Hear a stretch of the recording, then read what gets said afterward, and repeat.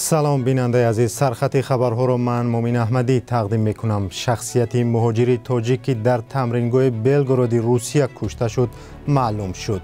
برخی مهاجران را در روسیه مجبورند به جنگ میبرند. دیپلمات های سفارت هندوستان در تاجیکستان به صدمه دچار شدند.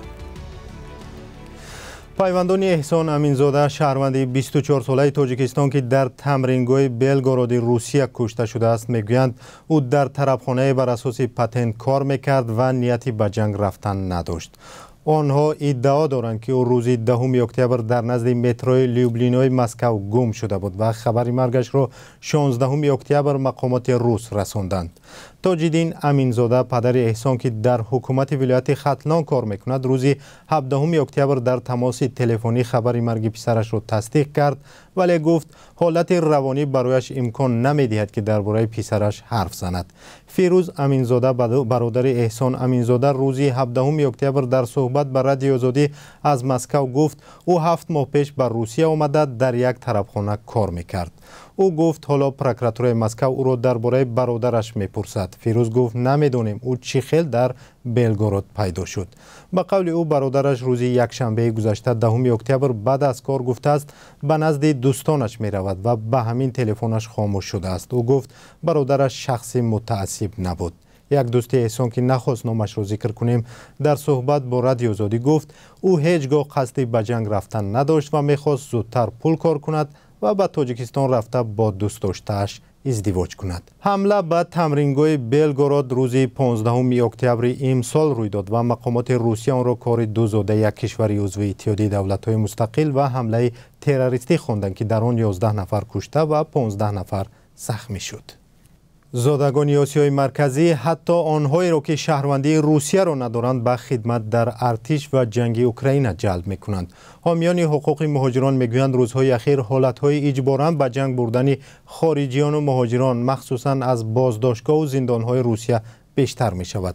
والنتینا چوپیک حامی حقوق و رهبری سازمان تانک جهانی میگوید در یک روز به او 4 مراجعت رسیده است که در آن مهاجران گفتند دعوتنامه گرفتند. با گفته والنتینا چوپیک به نفران زیادی که در روسیه در اساس اجازتنامه موقتی زندگی یا حق اقامت دائمی دارند در کارگاه یا خانه دعوتنامه یا فرمان سفربری سپرده‌اند. او به طور مثال میگوید به مهاجرانی که برای تمدید پتنت یا اجازتنامه کار به مرکز مهاجرتی سخروا میروند مجبور کرده میشوند که بدون شناس شدن به چندین سند از جمله قرارداد اختیارا رفتن به خدمت امضا گذارند. حالت‌های هم بوده است که آنها را در جای کار وادار میکنند که به یک دسته سندهای ناشناس امضا کنند. حقوق شناس والنتینا چوپیک به مهاجران تاکید میکند که بی آگاهی به یگان سند امضا نکنند. و مشورت میدهد که اگر اجباراً به چیز امضا گذاشته تلاش کنند از روسیه بیرون شوند تا زندگی خود را در خطر نگذارند. بینندگان ارجمند، در برنامه امروزه اخباری رادیو آزادی درباره وضع بهداشتی مهاجران تاجیک مقیم روسیه صحبت میکنیم و این گزارش را خواهیم داشت.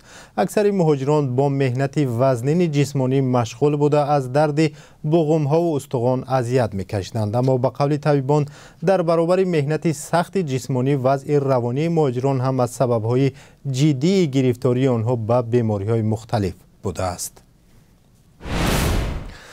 ایران راضی شده است که به طور مخفیانه به روسیه نه تنها به سرنشین بلکه موشک‌های بالدار زمین نیز بدهد. در این باره نشریه واشنگتن پست با تکیه به منابعش در خدمات اکتشافی آمریکا خبر می‌دهد. منظور از موشک‌های فاتح 110 و ذوالفقار هستند که متناسباً 300 و 700 کیلومتر پرواز می‌کنند. به اطلاع نشریه ایران همچنین تصمیم دارد بر روسیه 10 به سرنشین نوعی مهاجر 6 و درون‌های نوعی شهید 136 انتقال دهد. روز یکشنبه وزیر کارهای خارجه ایران حسین امیر عبداللهیان در گفتگوی تلفنی با وزیر مدافع پرتغالیا گفت ایران به هیچ کشور اسلحه انتقال نداده است و نخواهد داد که در جنگ اوکراین استفاده شوند. هم مقامات نظامی و هم رسانه‌های بین الخلقی بارها خبر دادند که ایران به روسیه به سرنشین انتقال می‌دهد. هم نوعی به سرنشینی‌ها هم تعداد انتقال شده آنها یعنی 2400 عدد به روسیه خبر داده شد. ولی هم ایران و هم روسیه انتقال به سرنشینی‌ها را رد می‌کنند. در یک صدمه اتومبیلی در 7 کیلومتری ناحیه درواز 2 دیپلمات سفارت هندوستان زخمی شدند و حالا در بیمارستان محلی بستری‌اند. گفته می شود یکی از آنها کنسول و نفر دوم مسئول اتشه نظامی سفارت بودند. دفتر مطبوعاتی کمیته حالت‌های فوق‌العاده تاجیکستان روز 17 اکتبر خبر داد که ماشین تویوتا لند کروزر کارمندان سفارتخانه هندوستان در دهه سنگین درواز به دیوار سر راه برخورده است. کمیته حالت‌های فوق‌العاده نام و نسب آنها را ذکر نکرده است ولی گفته است یکی 58 ساله و دیگری 41 ساله بوده در بیمارخانه ناحیه همراه راننده ماشین بستری‌اند. کمیته بر رانندگان هشدار داده است که در راه‌های کوهستانی با احتیاط باشند. در پایان برنامه به قرب اسعار توجه کنید. بانک ملی تاجیکستان قرب 1000 روبل روسی را 159 سامانی، 1 یورو را 9 سامانی و 96 درم و 1 دلار آمریکایی را 10 سامانی و 21 درم مقرر کرده است. قرب در بانک‌های تجارتی می‌تواند کمی بالا یا پایان باشد و از کورس رسمی فرق کند. با همین برنامه به پایان رسید و خبر و گزارش‌های بیشتر را در برنامه اخبار آزادی ساعت 19 به وقت دوشنبه و ساعت 17 به وقت مسکو تماشا کنید. خوب و خوش کامگار. خدا نگهدار.